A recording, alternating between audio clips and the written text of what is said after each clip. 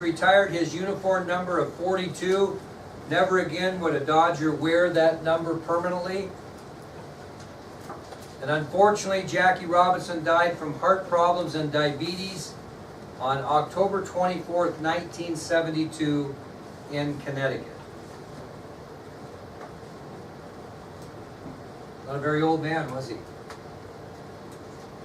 He is survived by his wife, Rachel Edsel Robertson, and 2 of their 3 children. After his death, Rachel Robinson established the Jackie Robinson Foundation, which was dedicated to honoring his life and work. What that foundation does is it helps young people in need by providing scholarships and mentoring across the United States. So he was survived by his wife, Rachel Edsel Robinson, and 2 of their 3 children. And after his death, Rachel Robinson established the Jackie Robinson Foundation, which was dedicated to honoring his life and work, which helps young people in providing scholarships and mentoring across the United States. As I mentioned before, Major League Baseball then retired the number 42 in every Major League Baseball team. And once a year, they will celebrate Jackie Robinson Day, which comes up mid-season, in which every single player in Major League Baseball will wear the number 42 that day. There was a reliever for the New York Yankees, Mariano Rivera. You ever heard of him? Anybody by chance? When they retired Jackie Robinson's number 42 in all Major League ballparks, he actually was the only one that was still wearing 42, and Mrs. Robinson gave him permission to wear that until he retired. And he wore that number until he retired, and then they shut her down for everyone. Okay? Good story. 1 month. We'll move on. Okay? February 8th of 1957.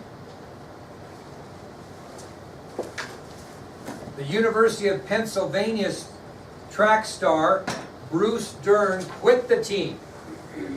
On February 8th of 1957, the University of Pennsylvania's best track and field athlete quit the team. You know why he quit, Macklin?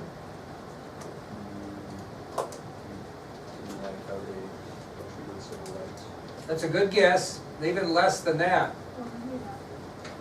Well, there is an actor, Bruce Dern, not the same one, but yeah, but there is. Very good. A lot of westerns. He was the mean guy in the Cowboys with John Wayne. God, what the watched it. If you never watched the Cowboys by John Wayne, you need to watch it. No, he quit because the coach made him shave off his Elvis-like sideburns. That was a very emotional time in the 50s and 60s. So the University of Pennsylvania track and field star Bruce Dern quit the team because he refused to shave off his Elvis-like sideburns as requested by his coach. Now, what was this the start of that you see in schools? Dress codes. Okay, I can remember when I was in high school, you couldn't, if your hair was over your ears, they sent you home. Those types of things. I remember Roger Byrd. I was a 7th grader. We had a 7 through 12 school in Forsyth. And he came to school the first day with hair over his ears. And Principal Ed Goyette sent his beer home. And he spent the whole day, and the whole next day, and the whole next day, the rest of the week, driving his motorcycle up and down Main Street to protest the fact that he had to cut his hair. I'm not making this up. I remember Lenore Larson. I'll never forget Lenore Larson. I was a 7th grader. She was a senior in the time of the miniskirt. A bunch of girls got sent home for wearing miniskirts. And they protested because they couldn't wear miniskirts. The point being is that dress codes came into being, and Bruce Dern was asked to shave off his sideburns because they were unusual at the time. He just didn't have that type of thing. You were a radical if you had sideburns, and he decided to quit the team rather than put up with the coach. On February 15th, Andre Gromyko. Who did that paper? Andre Gromyko. Okay. Now what happened on February 15th, 1957, he was named Soviet Foreign Minister to the United States. On February 15th, 1957, Andre Gromyko was named Soviet Foreign Minister to the United States. Why do you think I would tell you that? Why would that matter? kind of a weird name and whatnot. Why does it matter? Yeah, because he's going to be a key player in the Cold War and will be a key player in the Cuban Missile Crisis when we talk about that during the Kennedy administration. Andrei Gromyko was named Soviet Foreign Minister to the United States on February 15, 1957. Okay, we'll move on to March. On March 11th, Admiral Richard Byrd became the first man in history to do what? Anybody know that? What did Richard Byrd do? Admiral Byrd became the first man to do what? Anybody know? No good. He was flying. He didn't break any sound barrier. He was the first to fly over both the North and South Poles. And he died at the age of 68 on March 11, 1957. So Admiral Richard Byrd, the first man to fly over both the North and South Poles, died at the age of 68. It's kind of interesting. On March 22nd, how long have cigarettes and tobacco smoking been going on in this country by 1957? Well, yeah, a long time, since tobacco was grown in Virginia, Roanoke, right? Well, for the first time in history, on March 22nd, 1957, the American Heart Association reported that smoking could cause lung cancer. Okay, that's where that push began. So on March 22nd of 1957, for the first time in history, the American Heart Association reported publicly that smoking could actually cause lung cancer.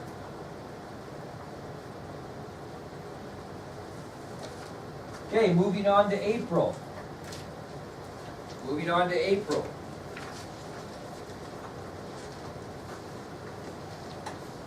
Went color on you for this. Spared no expense. On April 9th, 1957, the Italian automobile, the Fiat, was introduced.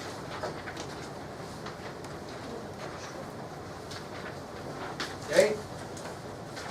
On April 9th of 1957, the Italian automobile Fiat was introduced in the American market. You could buy it. Cool little car, wouldn't you say? What's it remind you of in today's world?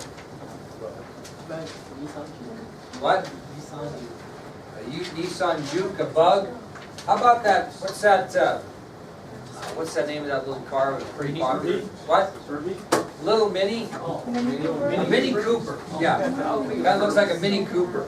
But anyway, that was a real change for Americans to see a car that looked like that and the size of that. So on April 9th, the Italian automobile, the Fiat, entered the American market. People started to buying foreign automobiles. May 6th, sad day in my household. I remember my mother talking about this. The last episode of I Love Lucy aired on CBS. Anybody ever watch that? I see reruns now. On May 6th, actually two things happened. The last episode of I Love Lucy is aired on CBS. Okay, that's one thing.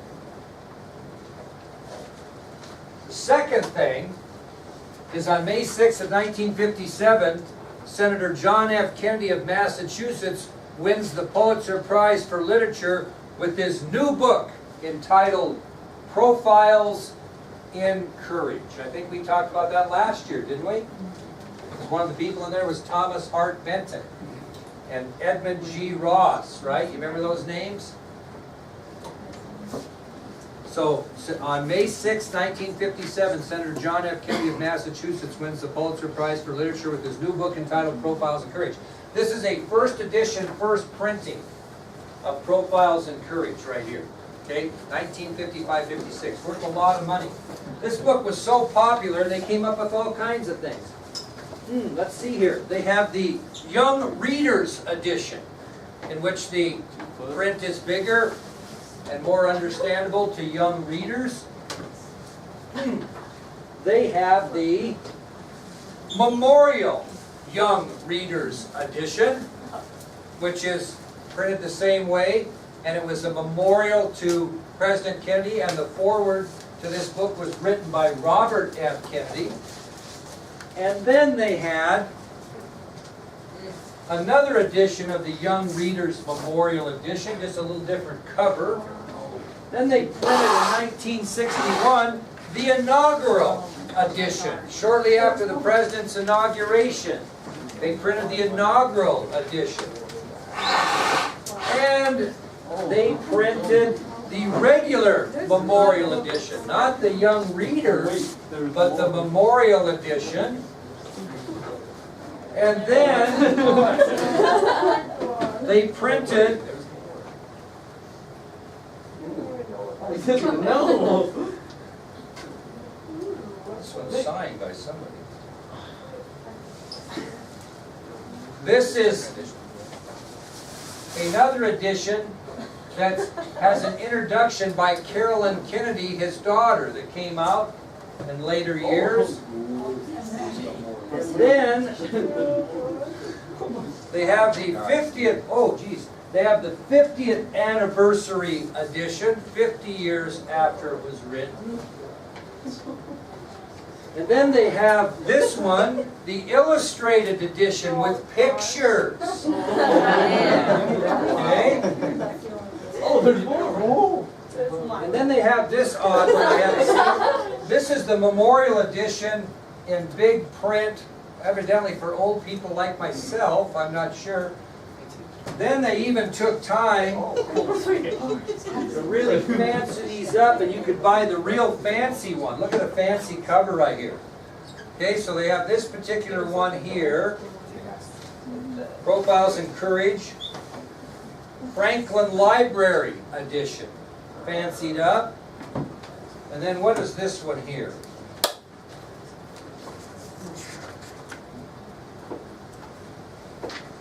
This is from the International Collectors Bureau edition.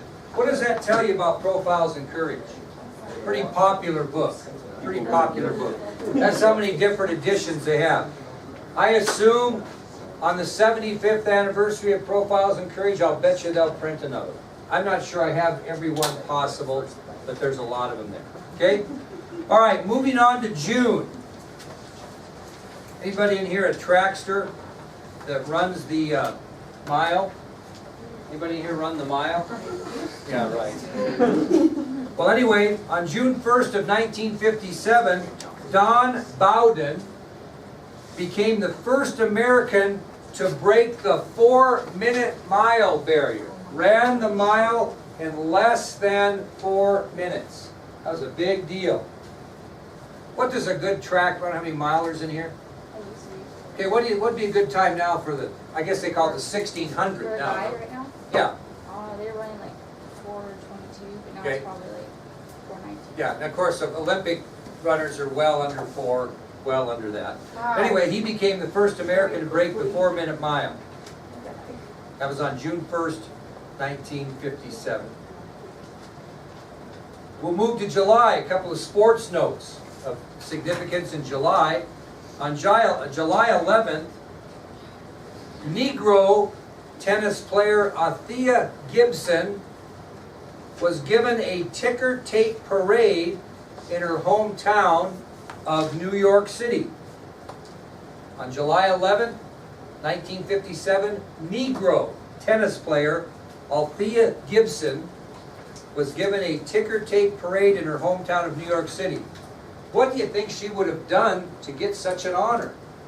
Must have won some prestigious tennis tournament. What's the most prestigious? Wimbledon. Okay, so the parade was to give her recognition for winning the prestigious Wimbledon tennis tournament a week earlier. That's the biggest tournament win you can have. Where's that played? Anybody know? England. It's a big deal if you win Wimbledon. That's a really big deal. And she was the Negro tennis player that won, and they gave her a ticker tape parade. That same month, on July 29th, heavyweight boxing champion Floyd Patterson regains his world title by defeating Tommy Jackson in 10 rounds. Anybody have Patterson yet? What do you tell us about him? He was a boxer. Good. I told him that. Anything else? He won the world title by defeating Tommy Jackson in 10 rounds on July 29, 1957. Did it say who beat him for the title? Was it Muhammad? Ali? But he wasn't called Muhammad Ali at the time. What was Muhammad Ali's first birthday? Cassius Clay. Huh? Okay? But anyway, heavyweight boxing champion Floyd Patterson retained his world title, which tells you what?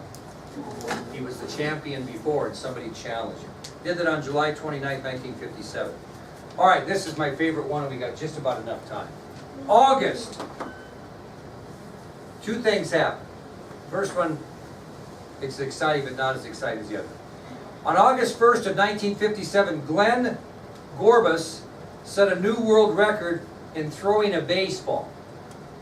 Pete set a new world record. Glenn Gorbus set a new world record by throwing a baseball. How far could you throw a baseball? How many yards could you throw a baseball? You stood at one end of the football field. Could you throw it the length of the football field? A baseball? Baseball? Yeah. Maybe. Well, he threw it 149 yards. A football field and a half. Set a new world record for the longest throw of a baseball.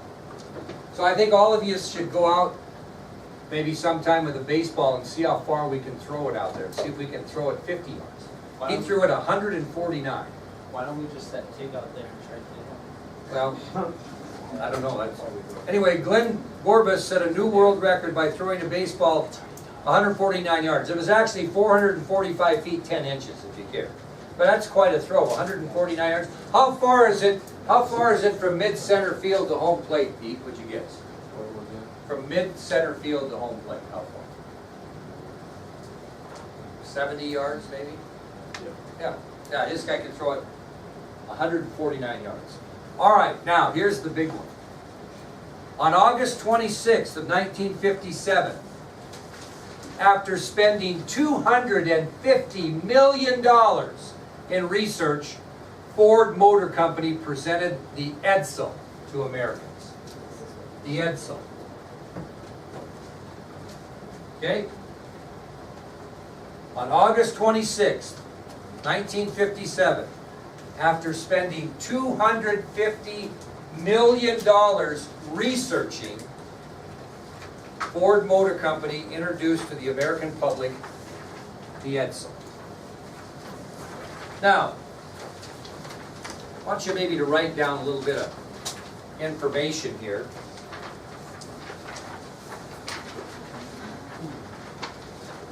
Pass those around if I was off. Okay, there were several different types of Edsels. Okay? Now just kind of note these.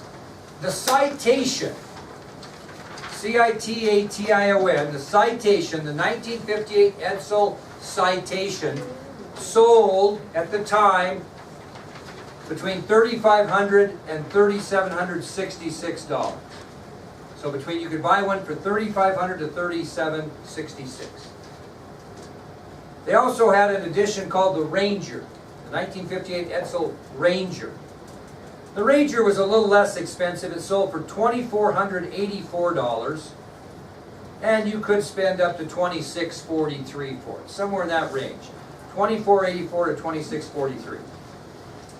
Then they had the Pacer, the 1958 Edsel Pacer, and it sold between $2,700 and $2,993. $2,700 to $2,993. And then they had the Corsair, C-O-R-S-A-I-R, the Corsair. And it sold between $3,311 and $3,390. So they had the Citation, $3,500 to $3,766, the Ranger, $2,484 to $2,643, the Pacer, $2,700 to about $2,993, and the Corsair, $3,111 to $3,390. Now to give you some statistics on the Edsel, in 1958, the first year, they sold 63,110 of these cars in the United States.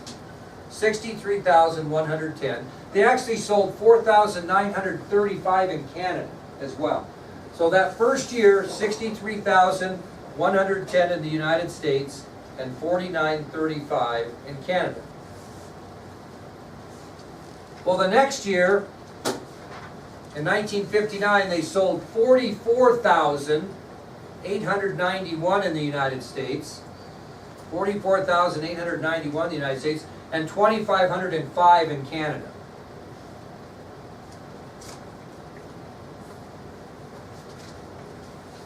In 1960, because sales were getting worse, they only made 2,846 of them in 1960. They only made 2,846. Now the problem was this car was way ahead of its time. People didn't understand them, and it became what was the lemon of all lemons. Ford Motor Company lost $350 million on the Edsel at the time, which would be $2.8 billion in today's money. They lost this money. The car was an absolute disaster. So Ford Motor Company lost $350 million. Anybody have Edsel in there? We didn't start the fires? Somebody must have Edsel, no? Didn't get to it yet? They lost $350 million, $2.8 billion. Just too far ahead of its time. So I decided, well, I'd just run on the old eBay sheets and see what you can buy one for today. So take a look at your notes. Here's a 1958 Edsel Citation. How much were they worth, Macklin?